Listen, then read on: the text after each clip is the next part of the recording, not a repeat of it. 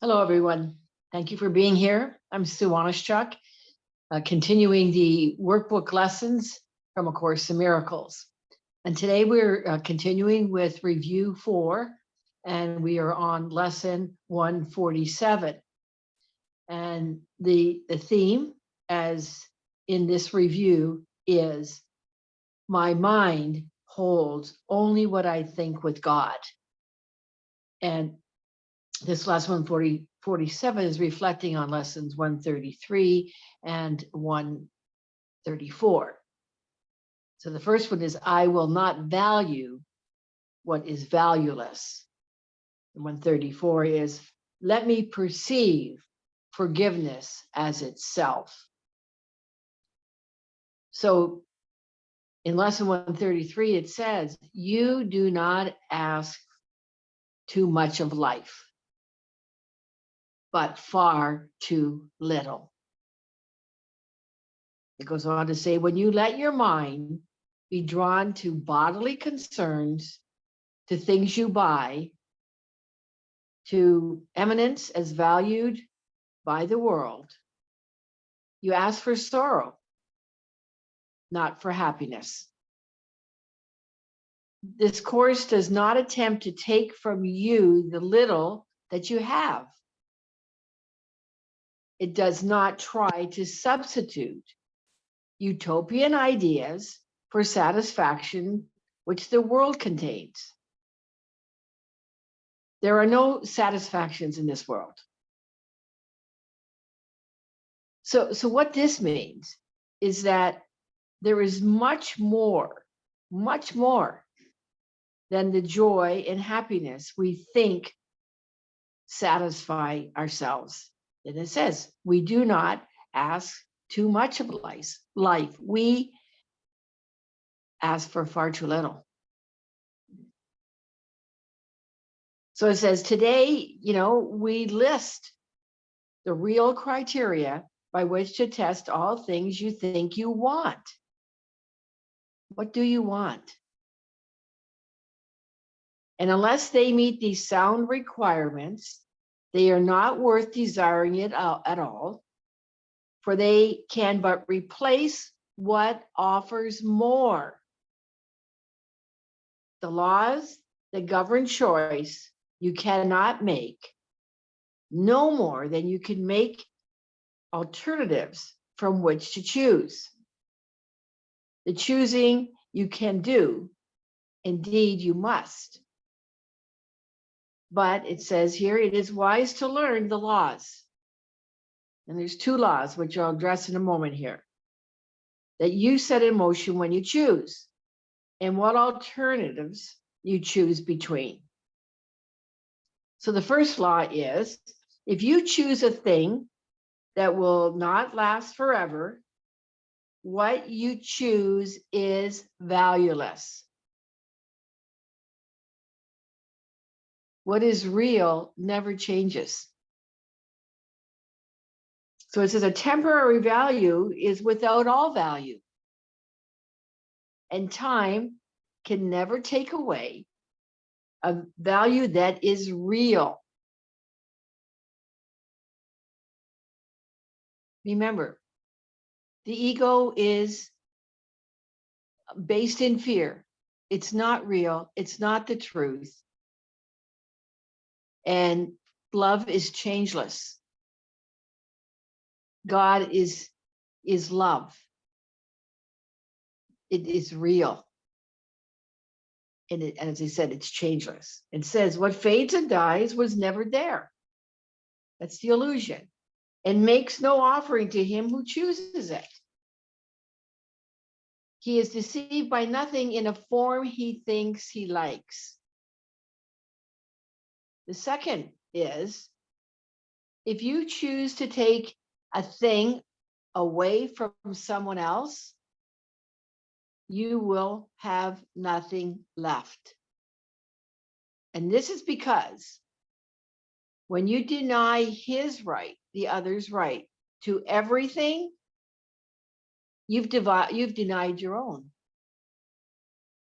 Because with God, all things are possible. for you and for me and for our brothers and our sisters. So again, when you deny his right to everything, you've denied your own, and you therefore will not recognize the things that you really have, denying they are there. We deny the truth of who we are. We deny the truth that we are created in the image and likeness of God, that we are created by God, that we are love, that we are whole, we are complete, and we are innocent. So who seems to take away has been deceived by the illusion loss can offer gain. Yet loss must offer loss and nothing more. So your next consideration is the one on which the others rest. And here's the question. Why is the choice you make of value to you? And you ask, yourself, what attracts your mind to it? This is, we're really doing, again, a deep self-reflection. And these lessons, and we're reviewing them again, are about a complete thought reversal. So again, we're looking at what we think that we already value. And in actuality, again, what it says, you do not ask too much of life, but far too little. Because what it is that, our divine inheritance, what God, created us to be is love, is peace, is joy, is happiness, is health. But we're denying it all, as it says here. So yes, it is a camouflage, a thin veneer, which could deceive, but those who are content to be deceived. And that's all based on the ego. So further, just give me a second here. I want to switch books because I'm going to do some reading here from the Workbook Companion. Again, some reflecting on some of the notes there. In reference again to lesson 133, I will not value what is valueless. Again, we look at things that we value and consider them all. Again, go within. This is a great one to journal on as well, to get clear about what it is that you're valuing. And you want to ask yourself, why am I doing this particular thing? We're really, really examining here, doing a moral inventory. What is it I'm valuing here is the other question. Again, the things we value, just take a look, are often quite foolish when we look at them. And so many relationships break up or are in conflict over issues that seem just trivial. Look at that. So with regards to lesson 134 review, let me perceive forgiveness as it is. And here it says, forgiveness sees that nothing is worth shutting another child of God out of our heart. And, we have so many absolutes in our consciousness, things that we consider more important than love. I'm going to say that again. We have so many absolutes in our consciousness, more important than love, more important than unity and brotherhood, more important than our peace of mind. So again, ask yourself, have I come yet to value peace of mind above everything else? Remember, this course is all about finding, it's all about inner peace. It's all about going within. That's the cause. Whatever is going on within us is causing the effect out there. You know, we look for peace outside ourselves. And what this course is bringing us to is finding that peace within ourselves. We have to examine our thoughts. Remember, this is a mind training program. And as I mentioned earlier, this is all about thought reversal. Things that we have thought that we knew or we know are going to make us feel more peaceful, happy, and joyous. It's telling us here. It's not that we ask for too much, we ask for far too little. It goes on to say, or here's another question. Have I come to a point where anything that interferes with the flow of love through me is quickly discarded?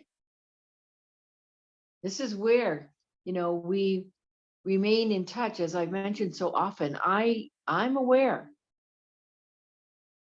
I'm aware. It takes some consciousness to stay in that awareness when I am out of my peace. That is the signal right away to quickly discard, to give over to the Holy Spirit the thoughts that are taking me out of my peace. And to ask the Holy Spirit that beautiful prayer in the moment from, again, Nook Sanchez, to say, Holy Spirit, please help me to forgive myself for unknowingly used. Could be your partner, your brother, your sister, your friend, use sickness or use financial scarcity, pain, conflict. Again, all of that. Holy Spirit, help me to forgive myself for unknowingly used any of that, to attack myself and to separate from your love as my holy self. So again, we need to become aware, as I've said, of the source of our pain. We ache when we choose, or when we close, I should say. We ache when we close down our heart. We ache when we refuse to forgive what we latch on, or when we latch on to the wrongs that have been done to us, and holding on to them over and over, not letting them go, refusing to let them go. The wrongs we've done, where we're making ourselves wrong or we're making somebody else wrong, they're right there. There's a red flag to check in. Remember, a mistake is only something to be corrected. Again, love holds no grievances. So in actuality, we have a choice. Are we going to walk forward or be in a space with a closed heart, or are we going to choose to be open-hearted? So forgiveness is the gift to ourselves, gift to yourself. It's a gift to myself. Again, it's a release from our pain. As I just said, you give it over to the Holy Spirit. There's nothing more to do but to be in faith and trust that we will see things differently through the Holy Spirit. So again, we ask ourselves, what am I valuing above the free flow of love? The warmth of union with my brother or my sister. It says, let us choose to no longer value this valueless thing and choose to forgive. I have a little note here for myself in reflecting on this lesson to remind myself as well to begin my everyday with an open heart connected to God. And that's what, I do to the best of my ability and my awakeness every morning is to connect immediately as my eyes open with God. And then to intend and to choose and to follow God's will for me throughout the day. God's will for me, for you, for us is love, peace, joy, happiness, abundance, beauty, infinite possibilities. That is our divine inheritance. All right. So again, the theme is my mind holds only what I think with God.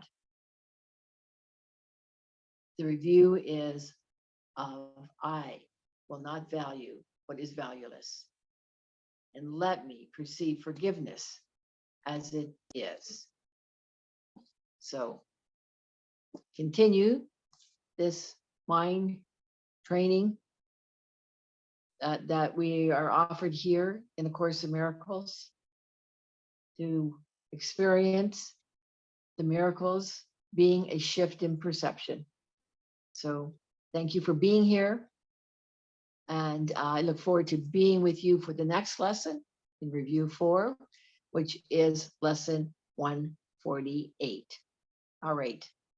Please like this video here on YouTube. Appreciate your comments. Thank you. And continue to comment. Or as I say, often put a heart or just a thumbs up. I appreciate that. And also share this video out. There is a lot going on today in the world, and many people are looking for what this course has to offer. And your sending it out may make a difference for another human being, and that is huge. Because remember, as you heal, so does others heal. Or as I heal, you heal. This is why I do the work. All right. I think I've said it all for now. You have a love-filled day, and I look forward to being with you in the next video, as I said, for lesson, I think it's 148. Yes, 148. All right. Much love from my heart to yours, and bye for now.